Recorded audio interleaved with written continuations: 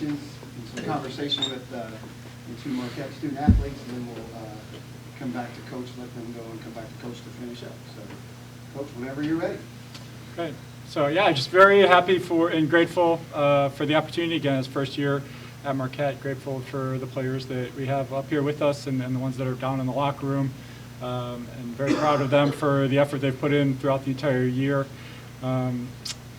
Travis in Western Kentucky, a phenomenal program and coach, and so to get to advance against a team like that, we're very proud of our performance and able to do that. So again, the opportunity to coach at Marquette is a great opportunity, so I'm glad to be here, glad to get to work with these two. I'm glad, especially with the transition and everything that happened last spring of changing coaches, all of that, the fact that Nat and Hattie had the faith in the program to stay and help build, and I'm glad that they got rewarded for that effort. So, yeah, that's all I have. Appreciate it, Coach. Now, if you won't mind passing that one over Yes. to Hattie, and then we'll questions in the room.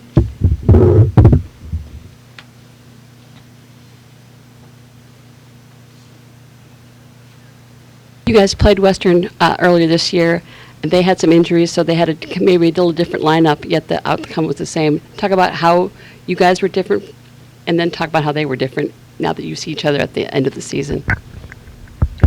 Yeah, I think, like you said, like we both had a slightly different lineups today than when we played in September, but I think we all came out with like the same fire, and they have a system that they run and we have a system that they run, and that wasn't changing even if the lineups changed. So I think we felt confident in our system and how the players on the court were going to execute that, and we just got to do a good job with that tonight. Yeah, just second everything. Like, we both have very distinct systems that we run in our play, and just kind of maintaining the focus that we had the first time we played, and having the same level of intensity even though we're not in our home court. What do you think sparked that little, when you got that little cushion, you got that 6 points, what was that spark that caused that nice little cushion that you were able to turn that into the win? Yeah, I think our team's just really good at building off of each other. We come into the huddle, we're cheering one another on all the time, so I think just keeping that positive energy and the good intensity, I think we're really good at keeping that going and pushing to have that lead in the score.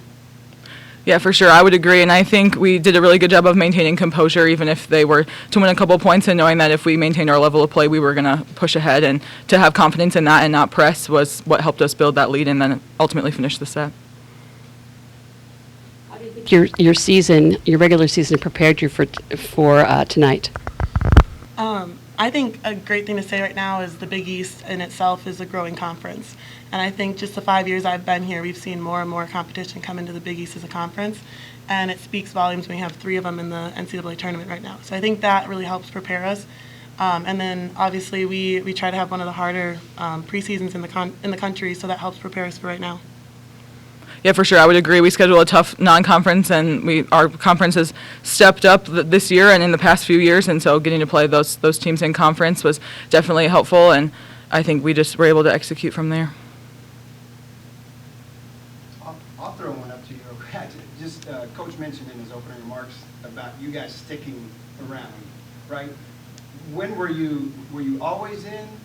When did you meet him and say, now we're in? Yeah. We were a little shaky. No, I'm just kidding. No, we were bought in right away. I think I can speak for myself, but I love Marquette as a whole. I think the community that's on the campus is unlike any other. Our athletic department is such a family, and we create such a good culture that I didn't want to leave. It was like leaving a family. So that was the reason I stayed, and Tom did a great job of kind of facilitating that with new program that we built this year. Yeah, I think Tom came in and we established a strong relationship from the beginning, and we spent a lot of time talking and getting to know each other and getting to understand his plan for the program and for me as a player and how we can develop both of those things. And I think I had a lot of confidence in his ability to help me develop in the role that we've stepped into this season, and we've seen how that has progressed. So I've been proud of that and our development there from our relationship standpoint for sure. Coach, can you talk a little bit about Emma Park's career high 12 kills in this match? Can you talk a little bit about her and see I'm we should- happy to talk about Emma, but I also want to talk, I believe we have a career or Marquette record for hitting percentage in we do. an NCAA game, and then obviously Nat with an incredible game all around as well. So, but yeah, Emma, yeah, she's been a huge piece for us. A lot of teams scout and plan for Hattie and Nat, and the offensive load they've carried. Elena's done a great job as well. Key Schmidt also, again, had some really important kills, whether it was overpasses or swings, but there's no question that an outside hitter, and especially the outside hitter that's lined up opposite of Nat is going to be a huge piece for us, and Emma's done a great job progressing as the season's gone on. We started the year not knowing if she was going to redshirt, and then as Ella started the year and had an injury, and so Emma's just done a phenomenal job, and the players, especially the older players, have supported her really well. I thought Beller put her in some really good situations, and she was aggressive, and we tell them all the time, if you're aggressive, we trust the outcome, and she did, especially in her first NCAA game. I'm really proud of her for having the courage to go be aggressive in those situations. Any other questions for Natalie or Hattie or Coachy? Coach, name the 3 keys you thought you had to do to beat Western, and then did you have to adjust at any point when any of those keys as the game went along?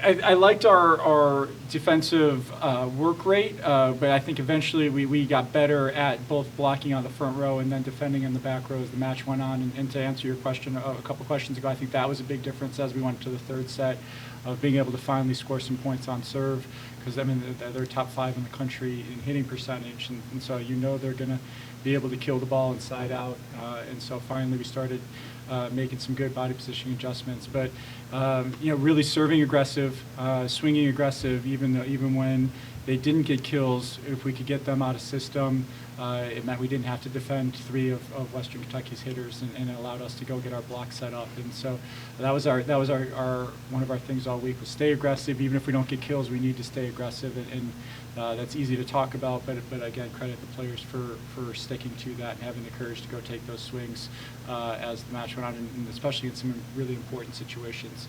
So then serving, and I thought we moved our serve around really well.